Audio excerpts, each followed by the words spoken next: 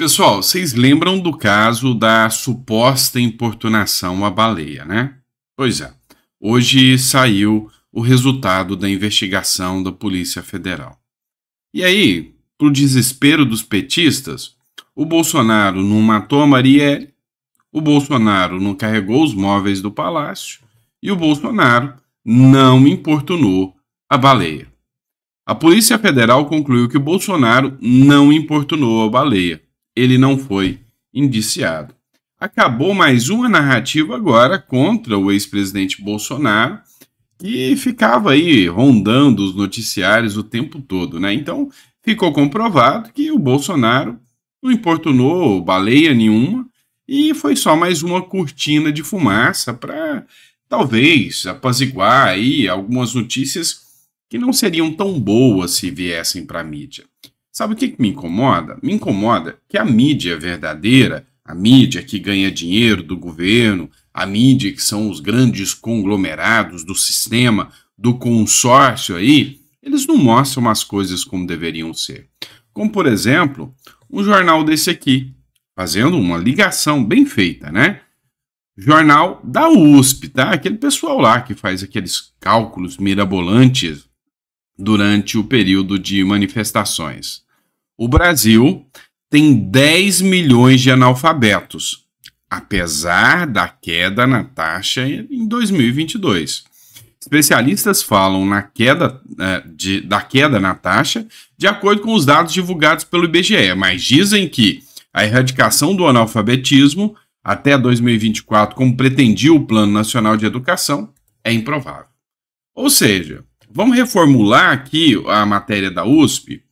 Durante a gestão Bolsonaro até 2022, ou seja, de 2019 até 2022, o analfabetismo caiu em níveis recordes no Brasil.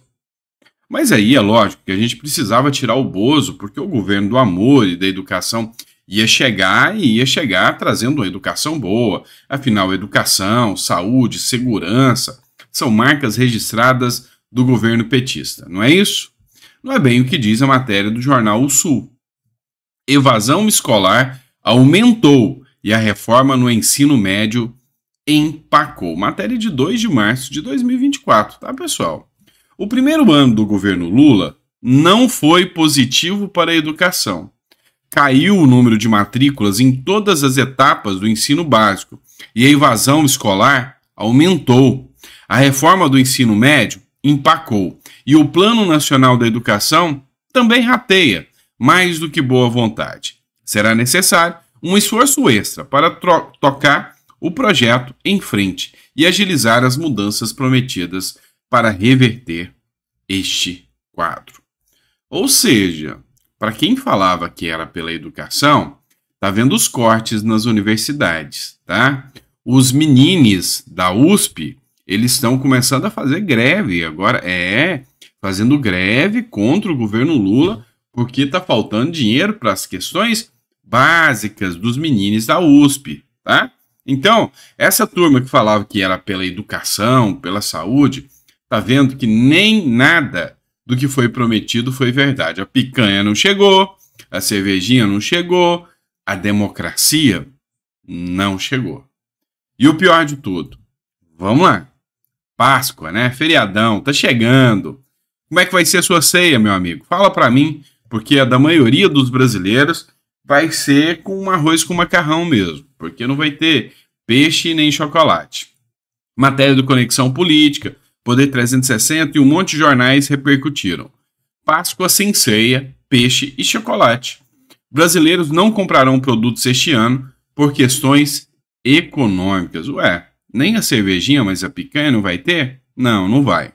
Uma pesquisa conduzida pela empresa de Zoxmart Data aponta que a maioria dos brasileiros, representando 72,1% de um total de 225 mil entrevistados, não gastará muitos com produtos típicos da Páscoa nesse ano. E aqui não é aquela pesquisa que eles perguntam para 1.000 pessoas, 900 pessoas, não. 225 mil entrevistados.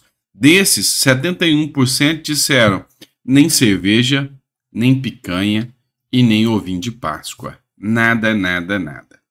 Então, tá ruim para a saúde, tá ruim para a economia, tá ruim para o feriadão do brasileiro, para a educação tá ruim. E a saúde? Poder 360 te responde. Brasília, tá? Não é o Brasil, não. Brasília registra 34 mortes por dengue em um dia. Entenderam que é na capital federal, Brasília, 34 mortes por dengue em um único dia.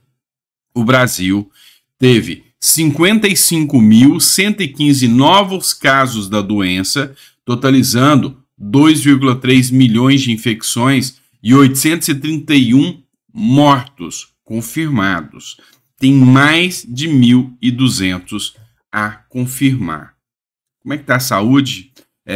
Como é que é aquele negócio? Se não compra vacina, esqueci a palavra. O que você acha que é? Pois é, mostra para vocês o tamanho da hipocrisia, né? Ou seja, a que veio esse governo? Só para se vingar? Só para mudar a narrativa e liberar todos aqueles que foram condenados pela Lava Jato? Vieram só para detonar a Lava Jato mesmo? É para isso que aconteceu? É para isso que vieram? E aí teve gente que assinou cartinha da democracia, falando que era só tirar o Bozo que a democracia voltava. Então, assim, nós estamos passando por momentos dificílimos da nossa nação. Quando você pega o noticiário, você vai começar a perceber 24 bilhões de reais saíram do Brasil com os investidores, pularam fora. E tem anencéfalo aí que diz que o Lula foi trazer investimentos para o Brasil e que os investimentos que ele conseguiu superam em muitos gastos que ele teve. Não é verdade não, tá? Só para deixar claro para vocês. Também, se você observar ainda os quesitos econômicos, vocês vão ver grandes empresas, várias varejistas aí, fechando as portas. Você vai ver motorista fazendo manifestação. Você vai ver que o governo está ruindo e eles ainda não descem do salto e não perdem a pose. E o negócio é atacar Bolsonaro. Agora com três pautas a menos. Sem caso Marielle, sem o caso dos móveis e sem o caso da baleia. Mas agora eles criam um novo, né? Agora é o caso da embaixada. Vão sempre criando novos, né? Vamos falar de Tarcísio de Freitas. Bola dentro demais, tá? Tem que fazer uma repaginação total nesse conceito esquerdista que foi emplacado no Brasil. Tarcísio muda nome de assentamento do MST de Che Guevara para Irmãos Dulce. Parabéns ao governador. Lugar de Facínora é na lata de lixo da história. Sai um Facínora e entra a Irmã Dulce, que dedicou sua vida com amor ao próximo e aos necessitados. As referências importam muito para um povo. Parabéns, governador Tarcísio. Parabéns, Tarcísio. E vou além.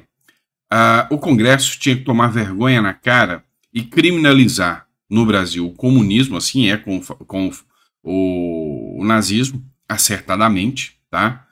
Mas deveria criminalizar o comunismo e criminalizar heróis comunistas como o Che Guevara, como Stalin, esses, com toda Lenin, com toda certeza, fazer apologia a esses seres nojentos, odiosos, deveria ser considerado crime no Brasil, assim como é com outro ser odioso, que é o Adolf lá, né? Vocês sabem muito bem.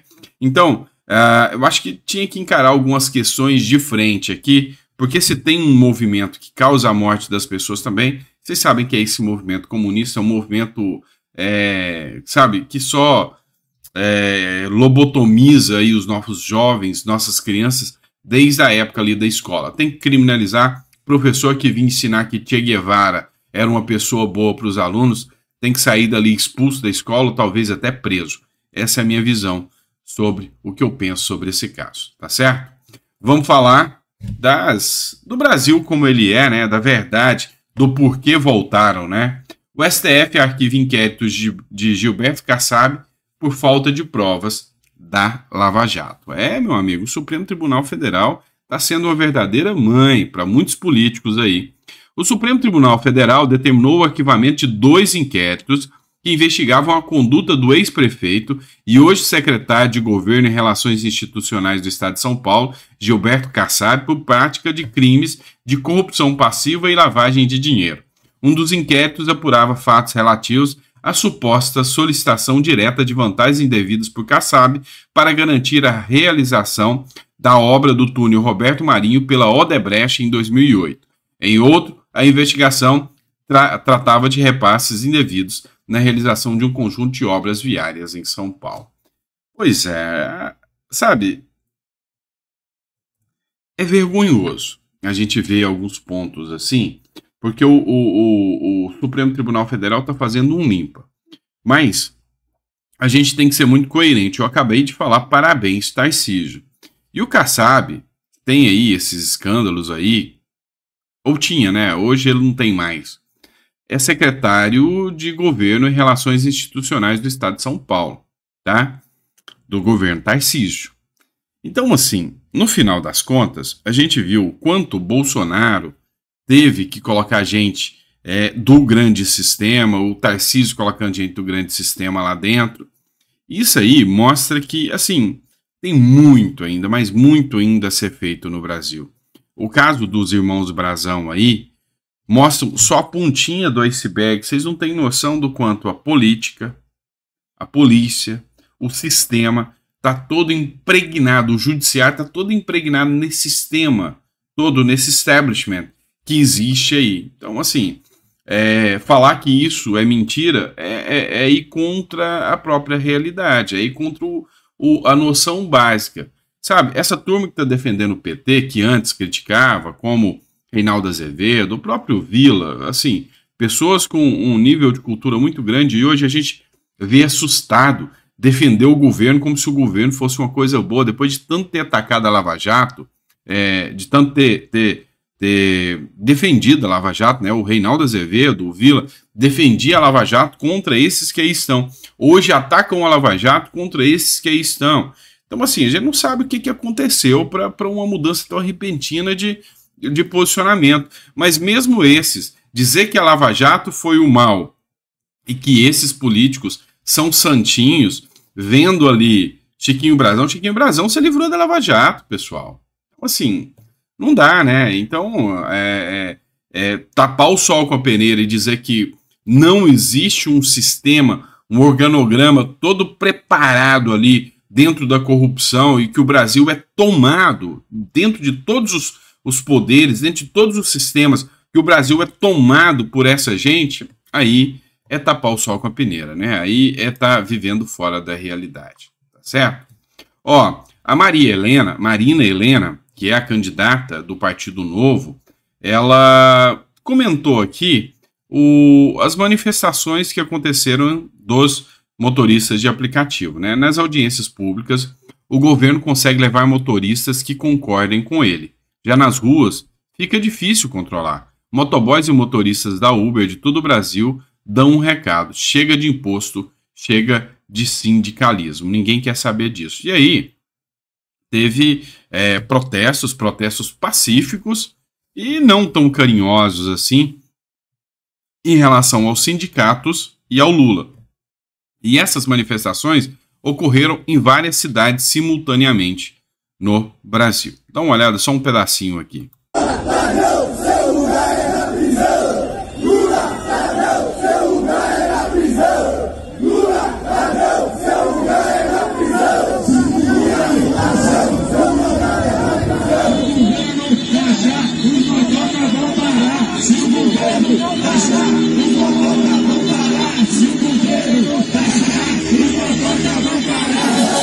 Olha para vocês, matéria no G1. Motoristas de aplicativo protestam no Rio contra a proposta que cria pacote de direitos trabalhistas. Que pacote é esse? Pessoal, vamos aceitar essa PM, nós só vamos escravizar. Chega dessa palhaçada, pessoal. Agora é a hora da gente demonstrar nossa força, mostrar para quem realmente a gente veio.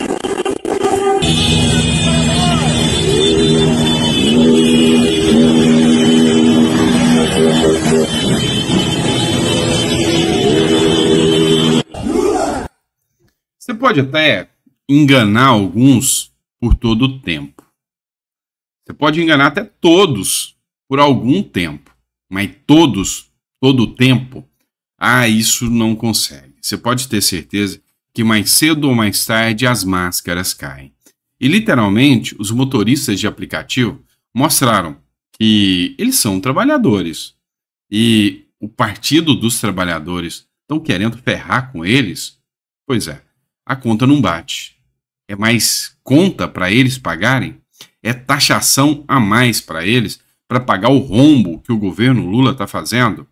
Espera aí que não dá. E aí toda a minha solidariedade aqui aos motoristas de aplicativo e aos brasileiros trabalhadores que não são mais ludibriados e enganados com uma lábia doce de político. O tempo da velha política ainda acabou, já não adianta mais. Eles podem até empurrar a goela abaixo algumas coisas para você, mas não se sustenta. Hoje, todo mundo sabe, todo mundo vê, todo mundo está observando o que está acontecendo na política brasileira. Então, não dá para enganar muito tempo. Tanto é que até velhos aliados, gente da esquerda, né? Um esquerdista, como o Ciro Gomes, toca o trombone para cima de Lula, para você ver que a coisa não anda tão bem para o Lula. Ontem eu já coloquei um vídeo para vocês do Ciro Gomes dando aqui as suas cutucadas no Lula, né? Hoje tem mais vídeo aqui do Ciro Gomes também. Dá uma olhada só na fala do Ciro Gomes, que aparece de 4 em 4 anos para criticar aqui, né? Mas dessa vez ele nem precisou esperar os 4 anos, porque a coisa está tão complicada que já no primeiro ano do governo ele já voltou para criticar. Dá uma olhada. Cadê o Lula? Nosso povo não elegeu ele para ficar reclamando do Bolsonaro. Já faz mais de um ano e não acontece nada no Brasil. Cadê o Lula? A relação podre, corrupta com o Congresso Nacional é a mesma. E a economia brasileira está parada. Cadê o Lula? Só esse ano, agora, de janeiro a meio de março, mais casos de dengue no Brasil do que aconteceu no ano 2023 inteiro e estão explodindo. Cadê o Lula? Você tem um problema grave de segurança pública. É absolutamente dramático o domínio das facções criminosas em todas as cidades brasileiras. Cadê o Lula? Ela vai ficar falando mal do Bolsonaro 4 anos. Eu quero o resultado. E o resultado, infelizmente, nem sequer formulado está. Cadê o Lula? Cadê o Lula? Só para responder o Ciro Gomes, tá? Cadê o Lula? Está passeando com o Macron e com a Janja nesse momento, enquanto o Brasil implode na loucura e na insanidade do estouro das contas públicas, do estouro da dengue, da queda da economia.